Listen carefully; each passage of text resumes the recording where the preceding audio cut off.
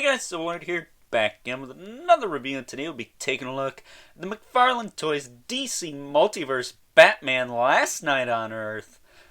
Batman. So without further ado, let's get into it.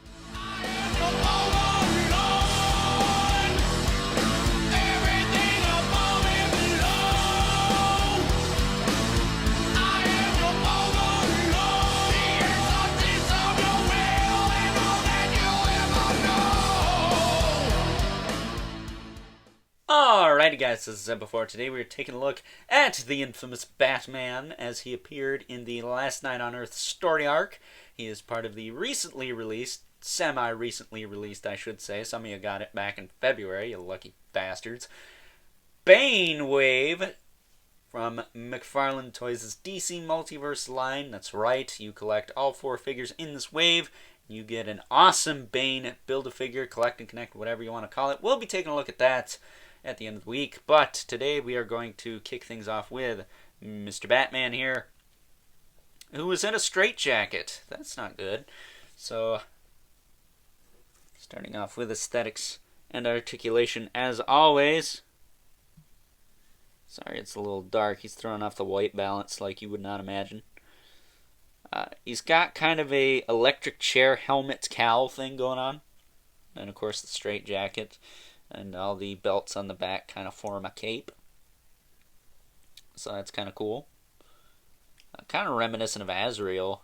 He has all the little tassels hanging off his cape. But not really a bat symbol there. That looks more like a Wonder Woman symbol. Maybe that's what that is. I will say mine's foot, where it pegs in to the leg, is a little loose. So one of his legs seems a little bit off sometimes. Maybe I can fix that with some heat or some floor polish, but that's not that big a deal. I will say this guy has a few loose joints here and there, but overall not too bad. So articulation, his head will rotate side to side. He can look up and down a little bit and tilt. So there you go. Shoulders go out to the side. These are pretty loose too, but again, I think some floor polish would fix that right up if that bugs you. Really decent butterfly joints, actually, all things considered, so that's nice. They do rotate forward and back. The rotation's fine. That's not that bad. This side, yeah, not too bad. He's got a swivel at the bicep, double joint at the elbow. I will say this elbow is extremely loose on mine. But the top one, not so much. And I will say this guy does not have the prettiest elbow joints. Those are, oof, pretty chunky elbows there. McFarlane's trying, but he just gotta perfect a few things. He's got the ball hinge wrists. Do rotate, swivel around pretty easily. I did have to heat him to fit the accessories in his hand, so in case you were wondering. Waist, pretty much like I think it was the last Batman I reviewed. That was the Arkham, no, I think the last Batman I reviewed was was it the Gold Label, or was it the Arkham Origins one? Either way, he's just like the Arkham Origins one. He's got the kind of ratcheted waist swivel, and he can click forward and back. Can't click forward a whole lot, but you can get it to work.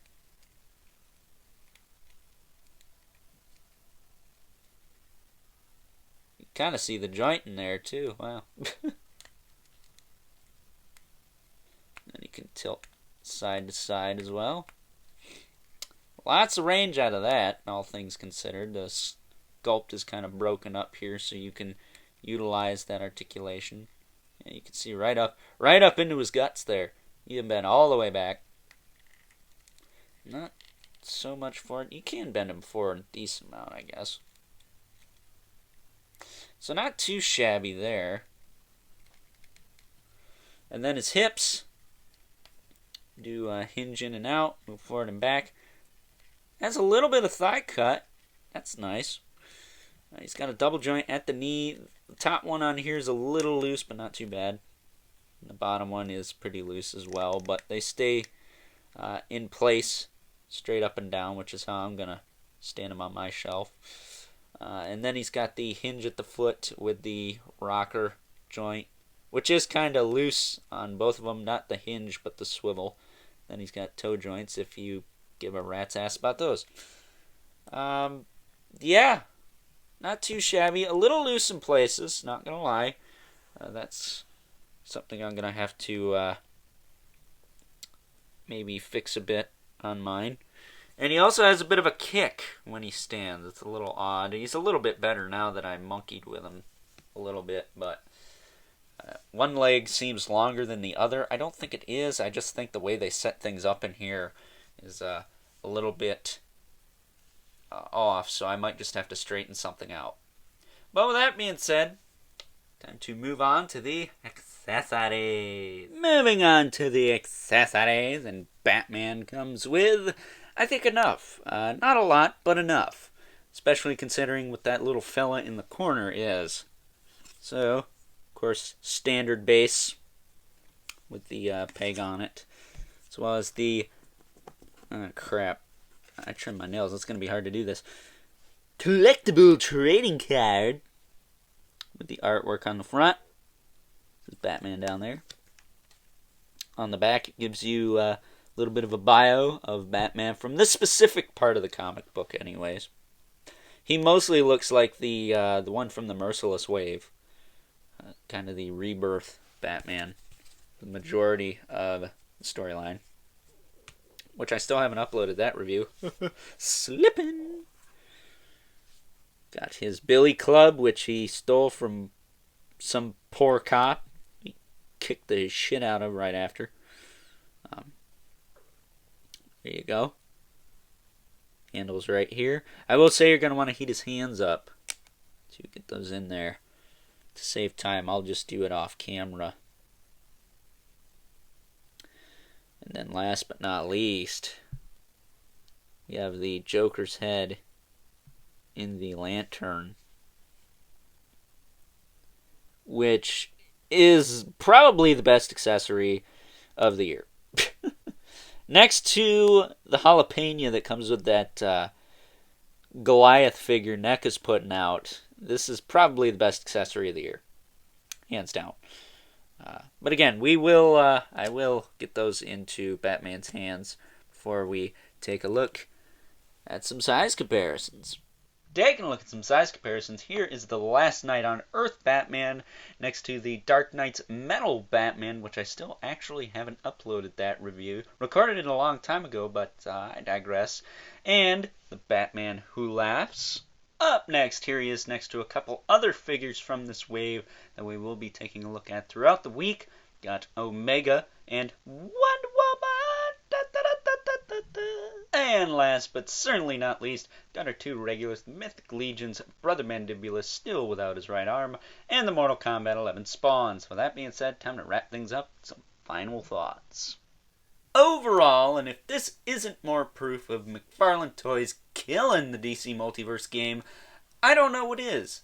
Now, I think I can sometimes be a relatively reasonable guy, and if this is not your thing, I get that. But if you were to compare the stuff McFarlane Toys is doing to the stuff Mattel was doing right up until they lost the license to good old Todd McFarlane, I don't think there's really any comparison. I think McFarlane Toys is doing a far superior job as far as both the product and the production goes. And this Bane wave is living proof of that. This is relatively easy to find now. It was selling out before, probably because people were really excited to have a chance to get a really awesome Bane. But now it is relatively easy to come across. And I think this Batman here, while it is, again, another Batman, is one of the better Batmans that have come out of this line since McFarlane Toys took over. It's a little bit more unique, which always ticks box for me. As long as it is executed well enough, I don't mind different design for Batman, and this is no exception. Because this figure is really cool, based off a really cool comic. And aside from some looseness here or there, I really have no problems with this figure. Comes with that awesome Joker head in the lantern, and the Billy Club that he stole from a cop who he kicked the crap out of. And then, of course, the straight jacket and the electric chair kind of cowl helmet is really cool also. But with that being said, I would highly recommend you pick this guy up. If you're going to pick up a couple figures from this wave, I think this guy and the Scarecrow are definitely the two worth having. We'll take a look at Scarecrow along with Bane on Thursday, and we'll take a look at Omega tomorrow and Wonder Woman on Wednesday.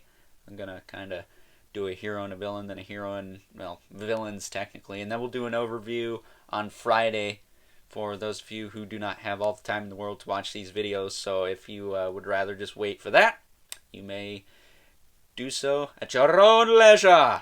But with that being said, I hope you guys enjoyed this review. Don't forget to like this video, hit that subscribe button and the notification bell so you know whenever I upload more reviews like this one. Also hit me up on Instagram at Overlord Productions. Same profile picture that I use on the channel here. Should be relatively easy to find. And as always, don't forget to leave a comment in the comment section below. Let me know what you think of this figure, what you think of this wave. Did you pick this wave up? Do you like this wave? Do you like what McFarlane's doing with this line? I'd like to know. And as always, keep the comments civil, because the world sucks enough as it is. And until next time, I'll catch you guys later.